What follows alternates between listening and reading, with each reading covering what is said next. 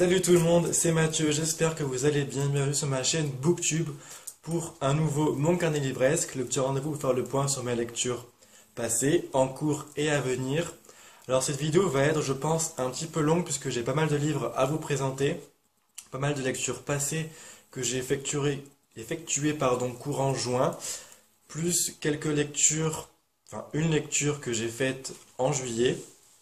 Donc on va commencer tout de suite, donc si vous voulez prendre un soda, un jus de fruits ou un petit tanka pour faire durer le plaisir de cette vidéo, n'hésitez pas. C'est parti. Le premier livre que je vais vous présenter, il s'agit de Joyeux Noël, Merry Christmas de Mary Higgins Clark, publié aux éditions Le Livre de Poche. Je vous mettrai bien sûr la photo de couverture dans le montage. Alors en fait, on va suivre trois nouvelles différentes qui se suivent par rapport au couple de détectives entre guillemets qu'on va suivre. En fait, ce sont des personnes proches de ce couple. Donc le mari est un politicien qui a pris sa retraite, un ex-président des États-Unis, et la jeune femme est une avocate. Voilà, ils sont tombés amoureux, c'était le coup de foudre, etc. Et par rapport à leur entourage, il va se passer donc trois enquêtes et ils vont enquêter sur ces trois enquêtes. Alors j'ai trouvé que les enquêtes étaient bien amenées, bien construites. Par contre, c'était assez facile dans le dénouement. Enfin, il n'y avait pas vraiment de grandes surprises. Après, je ne connaissais pas du tout Mary Higgins Clark. Apparemment, ce n'est pas son meilleur roman. Donc, je pense en essayer d'autres. D'ailleurs, dites-moi dans les commentaires si vous avez déjà lu du Mary Higgins Clark, quel roman vous me conseillez d'elle. En tout cas, c'est un roman qui se lit très très vite. Il fait, je crois, à peine 200 pages. J'ai passé un bon moment. Je crois que j'ai mis 7,5 sur 10 sur mon blog. Donc voilà, si vous tente, n'hésitez pas. Ensuite, j'ai lu Invisibilité de Andrea Cremer et David Levitan, donc publié aux éditions Michel Lafon. Alors dans ce livre, on va suivre Stephen qui, par une malédiction, est invisible depuis sa naissance. Et il va faire la rencontre de Elisabeth qui, dès qu'il le voit, enfin dès qu'il se voit, comme ça va être plus simple, en fait Elisabeth peut voir Stephen. Et on va se rendre compte petit à petit que c'est elle qui peut briser la malédiction. Alors pour tout vous dire, je ne pensais pas du tout, mais pas du tout, lire ce genre de livre-là. Je pensais lire en fait une romance.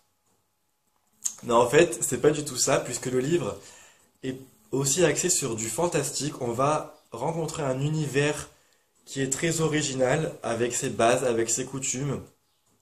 Et franchement, j'ai vraiment adoré cet univers. J'ai aussi adoré la plume des deux auteurs et un petit peu plus la plume de David Levitan qui construit le point de vue de Stephen. Donc Andrea Cremer, qui est une femme, construit le point de vue d'Elisabeth et David Levitan le point de vue de Stephen. J'ai trouvé que la plume de David Levitan était vraiment très percutante et très attachante. Voilà, il choisit ses mots, il choisit ses phrases, il reprend des mots en les répétant, et j'ai trouvé que ça faisait une belle alchimie dans ses paragraphes, dans ses chapitres.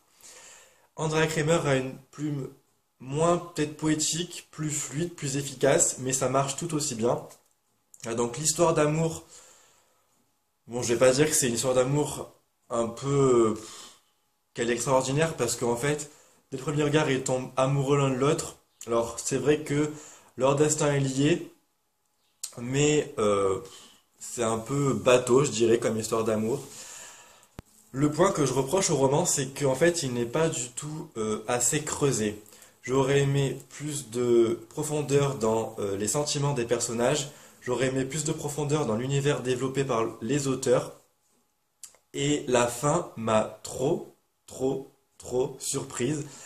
Je sais pas si c'est un point positif ou un point négatif, mais en tout cas, je me suis dit, mais c'est quoi cette fin? Les auteurs nous laissent là, on ne sait pas du tout ce qu'il adviendra de nos personnages, c'est une fin complètement ouverte. Je ne pense pas qu'il y aura une suite, je pense que c'est un stand-alone. Donc, à voir. En tout cas, j'ai passé un bon moment. Les points négatifs ont été écartés justement par tout ce qui est plume de l'auteur et alchimie entre les personnages et l'univers. Voilà, c'est un livre qui est sympathique pour cet été. Je pense qu'il est idéal pour lire sur la plage. Donc je vous le recommande fortement. Ensuite, j'ai lu une petite nouvelle qui s'appelle Les Déviants de Wesley Diguet, donc qui a été auto-publiée et dont les fonds ont été reversés, enfin 2 euros ont été reversés à l'association Le Refuge. Donc c'est une histoire entre Alexandre et Tyler qui sont deux hommes qui vivent dans une société en 2033 si je dis pas de bêtises. Une société où en fait les homosexuels sont opprimés et sont supprimés. En fait, il y a un lord qui est au pouvoir et ce lord, voilà, n'aime pas les homosexuels, donc du coup, il veut les supprimer. J'ai trouvé l'univers vraiment très original puisque c'est une dystopie, on peut le dire, que je n'ai jamais lu et dont je n'ai jamais vu nulle part ailleurs en fait. Et j'ai trouvé le couple Alexandre et Tyler vraiment très unique, très soudé. L'auteur a voulu faire passer beaucoup de messages très forts sur l'amour et sur la puissance des sentiments entre deux personnes, quel que soit leur sexe. Et ça, j'ai beaucoup apprécié ces valeurs transmises à travers le roman. L'histoire m'a beaucoup plu, elle est très rythmée, très poignante. La plume de Wesley Diguet est vraiment très intéressante et très poétique. Moi, j'ai beaucoup adoré.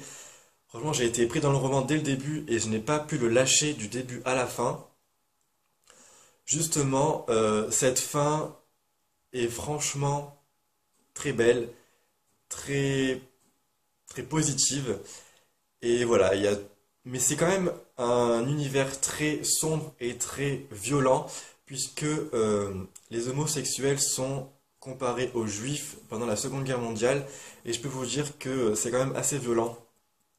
Donc je le conseillerais plutôt aux personnes qui ont 15 ans et plus, parce que franchement c'est assez violent. En tout cas, je vous mettrai le lien de sa page Facebook dans la description de la vidéo, puisque comme ça vous pourrez lui demander directement. En tout cas, c'est un roman que je vous recommande vraiment de tout cœur, parce que j'ai vraiment adoré.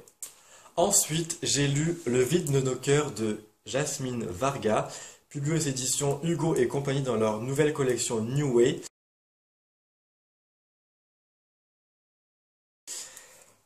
Alors c'est un roman que je pensais vraiment adorer, mais j'ai été un petit peu déçu par l'héroïne, par le sujet traité qui était quand même porteur de messages forts et qui pour moi n'a pas été bien traité. Je sais pas si je peux dire ça comme ça, mais en tout cas je n'ai pas ressenti les choses que je devais ressentir dans ce roman. J'étais détaché des personnages presque tout le long. J'ai trouvé le roman assez lent, assez long à démarrer. Voilà, les personnages qu'on va rencontrer, qui sont Hazel et Roman, ou Roman, je sais pas trop comment on dit, m'ont paru assez fades. J'aurais aimé qu'ils soient un petit peu plus développés sur leur passé et par rapport à ce qu'ils ressentent dans le présent. Certes, c'est un roman assez noir et assez triste par rapport au thème qui est abordé, qui est le suicide. Mais voilà, encore une fois, je n'ai pas ressenti ce que je devais ressentir. Après, ça se lit quand même assez bien. Ce n'est que mon avis est personnel. Il y a des gens qui ont adoré ce roman. Voilà, moi j'ai adoré, on va dire, les 100 dernières pages, parce qu'il se passe vraiment ce qui devait se passer pour moi dans le roman. Et c'est ça que j'ai adoré, voilà, les 100 dernières pages. Donc c'est un peu triste pour ça. Mais n'hésitez pas à vous faire votre propre avis parce que je le répète, ce n'est que ma chronique personnelle. Ensuite, j'ai lu un roman avec mon binôme en LC, donc en lecture commune. Il s'agit de Hate List de Jennifer Brown, que j'ai vraiment adoré. Donc en fait, on va suivre Valérie dans deux temporalités différentes, dans une temporalité passée, dans une temporalité présente. Dans le passé, on va la suivre avec son copain Nick avant la tuerie qui va arriver au lycée Garvin, donc au lycée où ils sont étudiants. Et en fait, c'est le Nick qui va entreprendre la tuerie dans le lycée. Et on va suivre Valérie aussi dans le présent, dans sa reconstruction en fait après la tuerie, parce qu'elle va devoir retourner dans ce fameux lycée. Et donc franchement, j'ai vraiment adoré ce roman dès le début, les premiers chapitres. J'ai adoré la plume de l'auteur qui a une certaine profondeur dans le récit et qui vous percute vraiment et qui m'a fait mal au ventre tellement c'est profond. Voilà, l'histoire est très bien menée, très bien rythmée. Les deux parties, les deux temporalités sont vraiment très complémentaires entre elles et c'est ce que j'ai vraiment adoré. On va suivre aussi des petits morceaux d'articles de journaux qui relatent en fait les points de vue différents euh, des victimes entre guillemets collatérales de la tuerie et j'ai trouvé vraiment ça très intéressant. Voilà, c'est un roman qui porte des valeurs aussi très profondes, des valeurs sur la reconstruction de soi, des valeurs sur les préjugés, des valeurs sur l'apparence que peuvent avoir les personnes dans les lycées. Et voilà, c'est un roman que je vous conseille fortement. Il est sorti en poche il n'y a pas si longtemps que ça, donc il ne doit pas être trop cher. Mais voilà, je mets ma chronique écrite que j'ai faite en version article de journal parce que je devais rendre un article pour la fac. Du coup, je me suis servi du roman pour en faire un article personnel. D'ailleurs, j'ai eu 15 sur 20, donc j'étais très ravi de cette note. Donc je vous laisserai de toute façon les chroniques dans la description de la vidéo de tous les livres que je vous parle.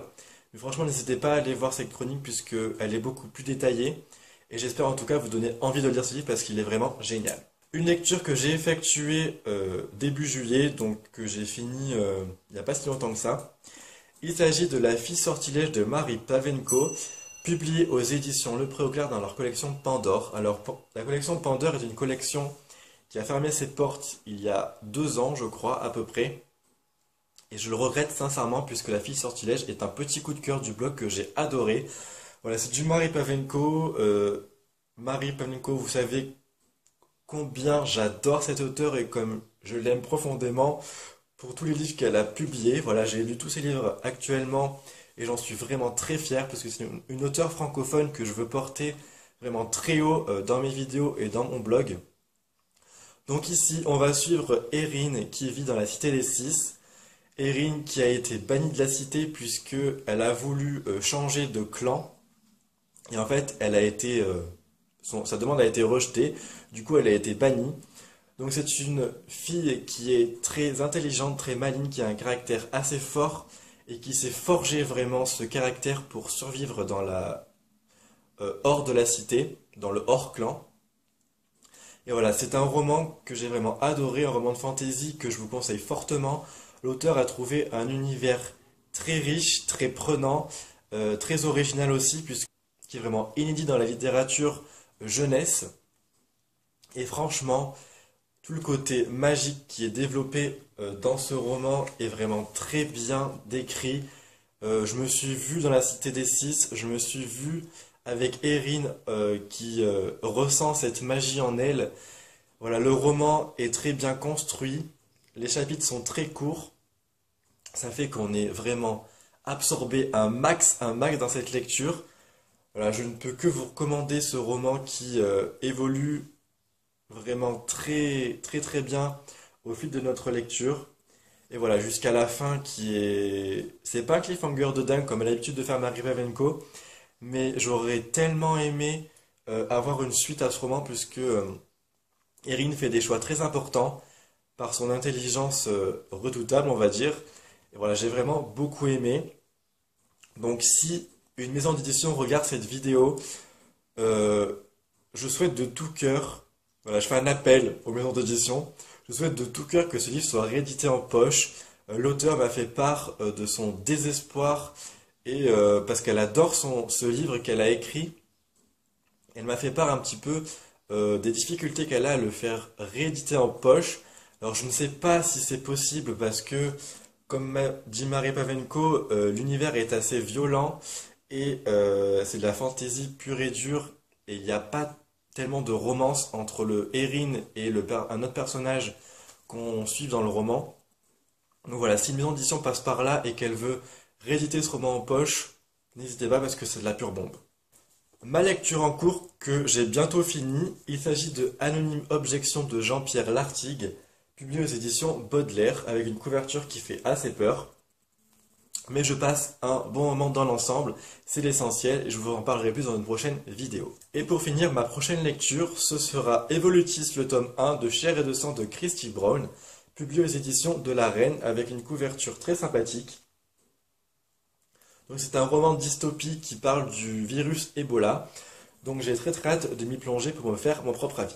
Alors c'est fini pour cette vidéo, j'espère qu'elle n'a pas été trop longue. En tout cas, vous savez que toutes les chroniques dont je vous parle à l'oral sont disponibles dans la description de la vidéo pour les avis sur le blog. Si vous avez aimé cette vidéo, n'hésitez pas à mettre un petit pouce vert, n'hésitez pas à partager la vidéo et à vous abonner bien sûr à la chaîne YouTube, ça fera très plaisir. Et si vous avez des questions sur quoi que ce soit, sur les livres, sur, je sais pas, sur le blog, sur la chaîne, n'hésitez pas à laisser un petit commentaire. Je vous souhaite de passer un très bon été, j'espère que vous n'avez pas très chaud. Faites de très belles lectures et à très bientôt pour une prochaine vidéo. Bye bye.